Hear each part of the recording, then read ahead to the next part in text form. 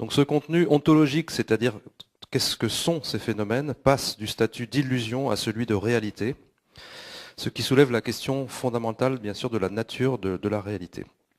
Dans le même temps, en physique émerge un nouveau paradigme dans lequel, donc paradigme, vision du monde, hein, disons pour faire simple, dans lequel l'information et la conscience sont appelées à jouer un rôle plus fondamental encore que l'espace, le temps et la matière, qui eux-mêmes deviennent des illusions. Donc il y a un véritable renversement de perspective. Philippe, à toi la parole. Je vous remercie d'être venus si nombreux. À chaque fois, pour moi, c'est vraiment un plaisir de voir que autant de personnes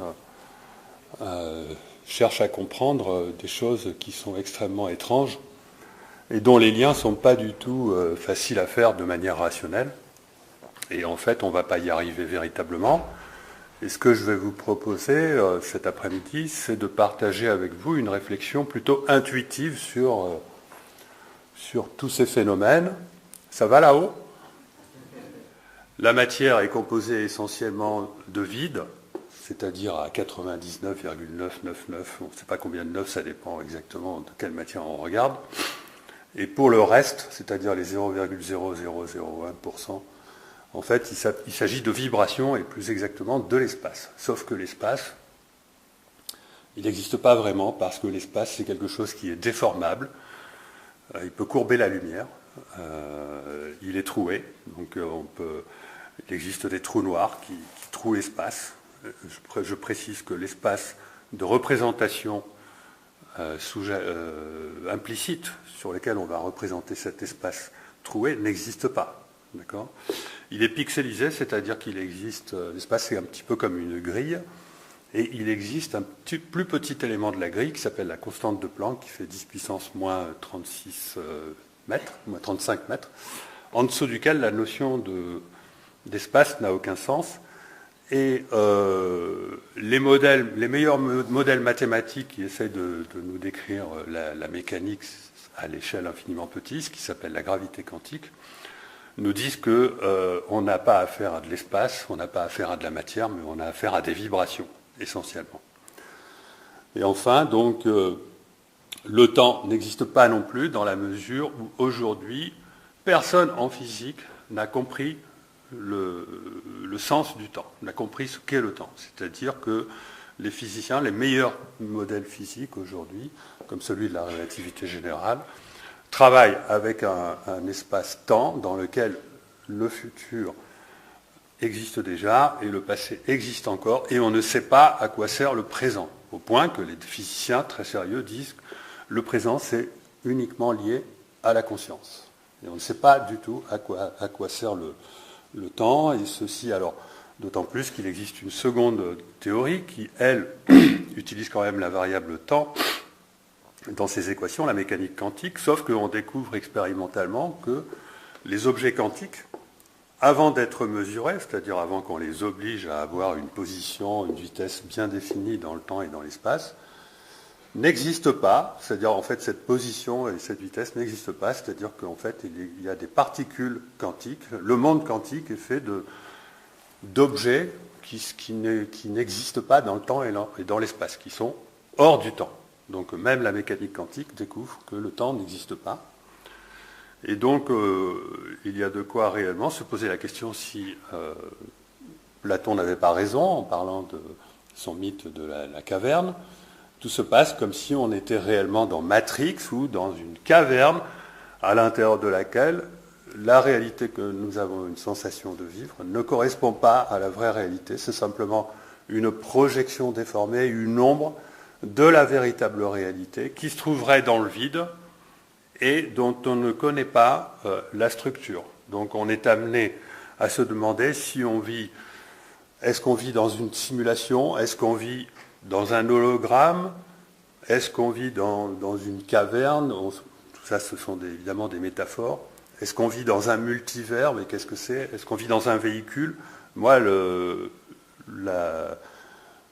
la métaphore que je préfère pour essayer d'expliquer qu'est-ce que c'est que cette vie-là, qu'est-ce que c'est que ce véhicule à l'intérieur duquel on a l'impression d'être, effectivement, on vit à l'intérieur d'un véhicule qui est embarqué comme un sous-marin à l'intérieur d'un immense océan d'énergie qu'on appelle le vide. Et c'est le fait que ce véhicule avance, que ce sous-marin avance, qui nous donne l'impression que le temps passe et que donc notre réalité est ce qu'elle est. Alors, il y a lieu de se poser quand même la question là-dedans, quel est le rôle de la conscience? Parce que si le temps, la matière et l'espace n'existent pas, ça ramène tout à la conscience. C'est-à-dire qu'il paraît clair, et aujourd'hui les physiciens donc l'acceptent, au lieu de parler de conscience, ils parlent souvent d'observateur, c'est un petit peu plus politiquement correct, mais la conscience et l'observateur, c'est la même chose. Que vient faire la conscience en physique? Alors, personne ne sait exactement ce que vient faire la conscience en physique, mais il n'empêche que de nombreux physiciens, et pas des moindres, je dirais parmi les plus illustres de la planète, proposent comme théorie que notre réalité est créée par la conscience. D'accord? On a tout d'abord Roger Penrose, qui est vraiment l'un des physiciens les plus respectés de la planète, au même titre que Stephen Hawking, par exemple, qui propose que la conscience serve à ce qu'on appelle réduire les états quantiques dans le cerveau. C'est-à-dire que nous avons un cerveau, mais ce cerveau, c'est un véhicule, il est plongé dans le vide, et dans le vide, il existe un multivers de possibilités de parcours, tout comme un sous-marin peut d'ailleurs emprunter de multiples parcours dans le vide.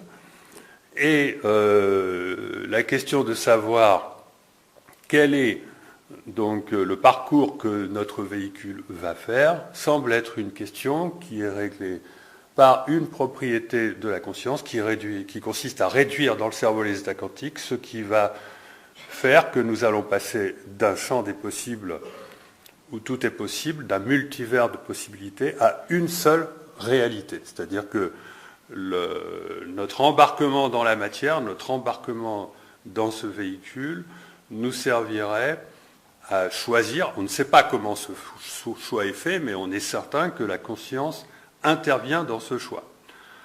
Donc un autre illustre physicien, qui est Thibaut Damour, qui est probablement l'un des plus grands physiciens français, bon, il est à l'Académie des sciences, il est largement primé, affirme, donc, qui est une conséquence de la théorie de la relativité, que la mort est une illusion, que la notion de réel est créée par l'esprit humain. Alors l'esprit, ça veut dire la conscience.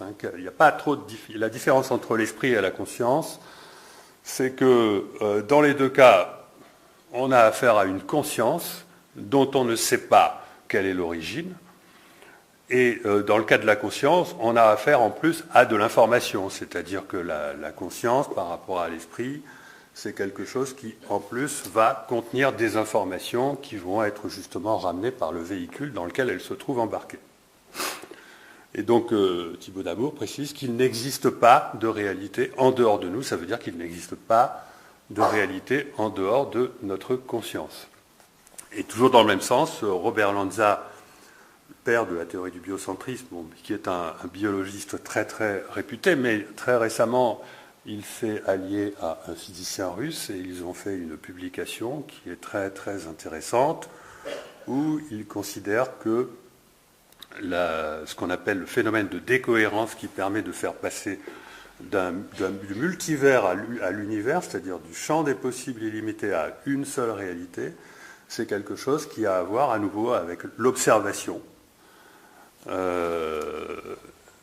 Et donc il dit lui également que la mort est illusion, que c'est la conscience qui fabrique l'espace et le temps, et que ce fameux phénomène de décohérence qui transforme le champ des possibles en une seule réalité est lié à l'observation, c'est-à-dire à la conscience. Et donc là, pour l'instant, je vous ai parlé de choses qui sont tout à fait physiquement reconnues. C'est tout ce dont je vous ai parlé jusqu'à maintenant, c'est reconnu par la physique, ce sont